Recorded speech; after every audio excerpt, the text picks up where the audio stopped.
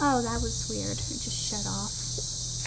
One of the youngsters, a boy of 9, oh, what a coincidence, Brian, that's your same age, coming soon, was sent to bring women, children, and elders who would help butcher Tefanto once the hunters had killed him. Boricao was confident the hunt would result in a carcass.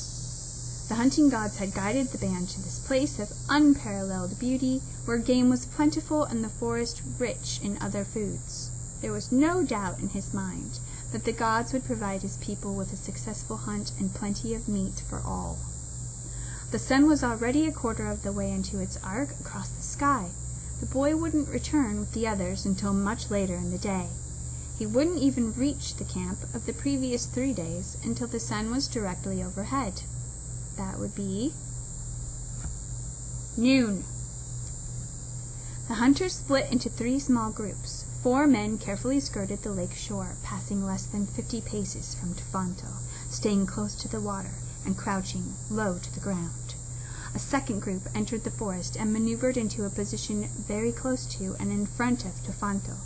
The third group stayed with Boricao and quickly made their way through the forest to a point on one side of their prey.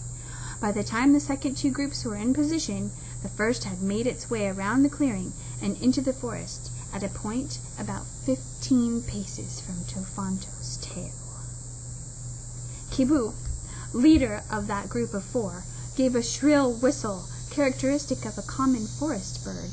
Upon hearing the signal, the 3 hunters of the second group emerged from the forest and began to taunt the Toxodont, shouting and throwing sticks which bounced harmlessly off its tough hide. Tefanto snorted and tossed his head. The distraction gave Kibu the opportunity he needed to slip unseen into the soggy ground behind the beast and work his way closer. Kamuk followed 3 steps behind. Both hefted spears longer than themselves, tipped with sharp, shiny points as large as a man's hand.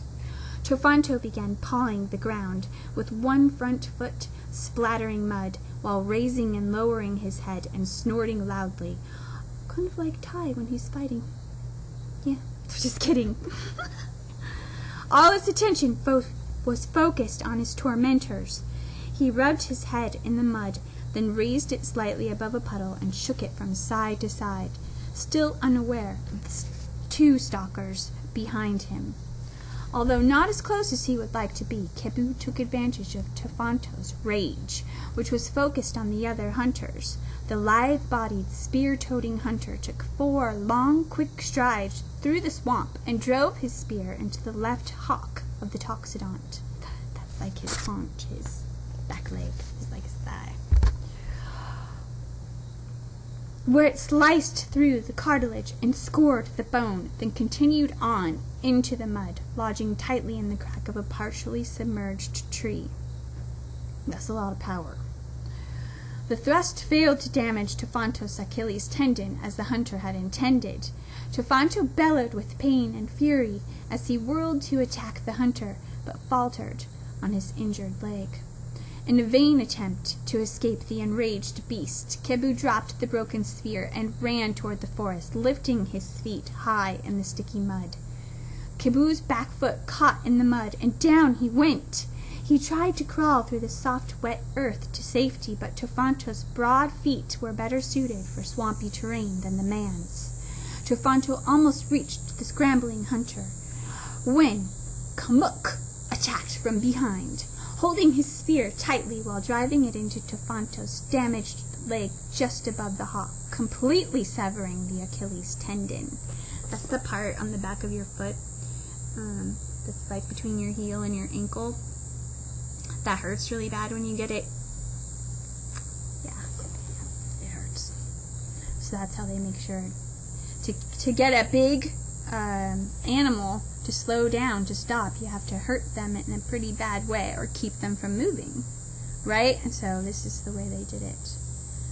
Achilles, pretty smart, pretty smart.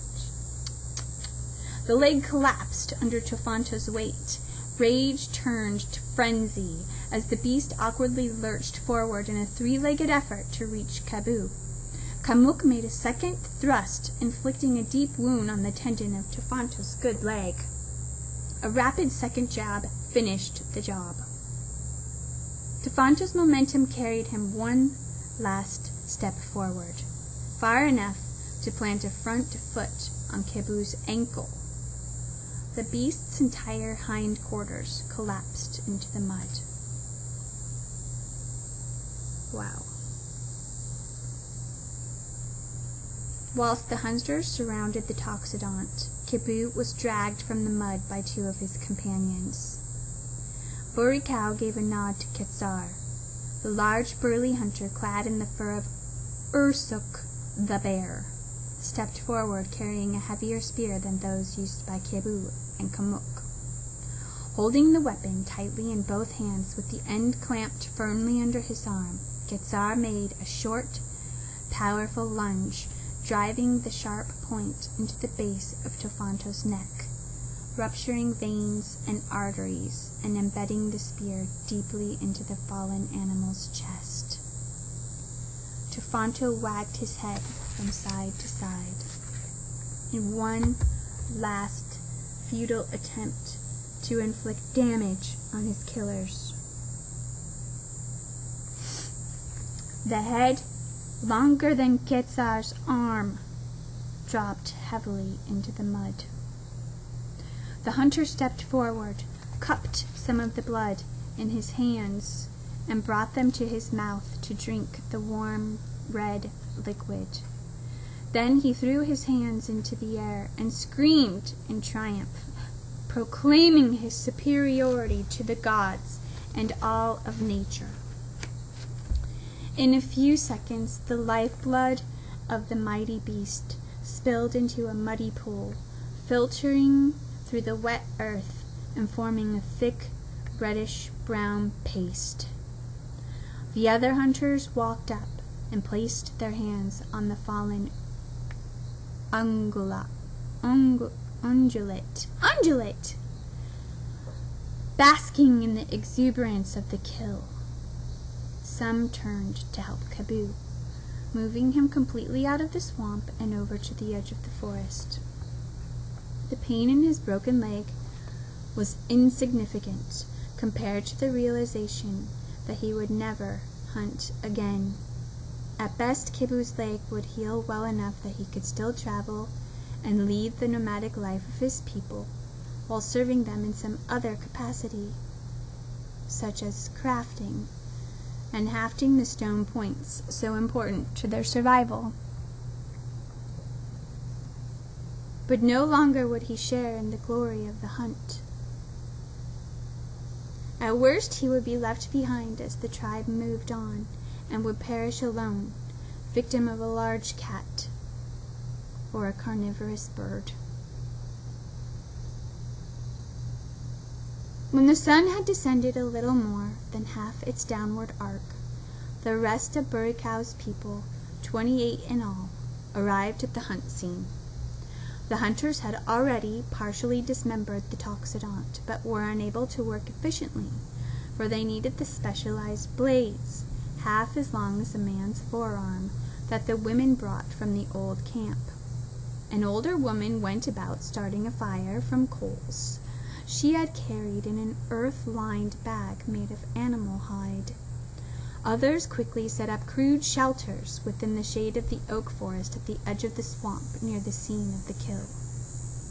Man, can you imagine, like, your whole entire village comes to help out with dinner? That would be kind of awesome. With most of the people at work, the prey was cut into large pieces and carried to drier ground. Some of the workers stuffed small pieces of raw flesh into their mouths as it was being cut. Aw, they're cheating, they're taking snacks. But most of the meat would be cooked or cut into strips and dried. The hide would be scraped clean with stone scrapers and given special treatment to preserve it. Though too heavy for the nomads to carry in one piece, parts of the thick, tough skin would be used for bindings, cooking vessels, and carrying packs. The thinner, more flexible belly hide was used to make clothing and cut into strips for binding. The round bones were shadowed for the marrow inside, and the rest were fashioned into various kinds of tools. Little was wasted. Krebok, the shaman, an elderly man of 32, examined Kebu's leg. Fortunately, it was a clean break between the ankle and the knee. Working quickly with the confidence that came with experience, Krebok set the break and bound it by wrapping a fresh piece of Tofanto's hide around the lower limb, leaving the knee free to flex. The binding was reinforced with pieces of Tofanto's rib to form a support not unlike a present-day walking cast. As the swelling in Kebu's leg subsided, the hide dried and shrunk, thus remaining snug around the break. The accident would not result in the hunter being abandoned to the whims of the harsh world. Burikau's people would remain at the present site in makeshift shelters for about a week, or until the meat was gone. Nuts and tubers from the forest would supplement their diet. The climate was too cold for most fruit. Hopefully, more large game would be found around the sacred body of water. By the time they were ready to move, Kebu would be able to follow. Before too long, he would no longer need the cast, but his leg would never serve him, as it did prior to the accident. Wow. Tough world. So there's more. Oh, here's the true part. This is cool. The Clovis point of Kebu's spear remained stuck in the log buried in the sticky muck, where it would be discovered more than 10,000 years later by a student of archaeology from a place of learning located in a faraway land. No bones or other evidence remained to tell the tale of the hardy people who survived harsh conditions at the end of the Ice Age by hunting many species of large game. So there you have it. They found a piece of the sphere and they made this whole story up around that. Pretty cool, huh? I could totally do that. We make up good stories like that too, huh? So, that was awesome. That was a long one. Hope you liked it, and I love you. Back to me. Thank you. So, let me know when this one's done, and I'll make another one. And I think I'm going to start a different book, too. That's more like just different. Yeah? Okay.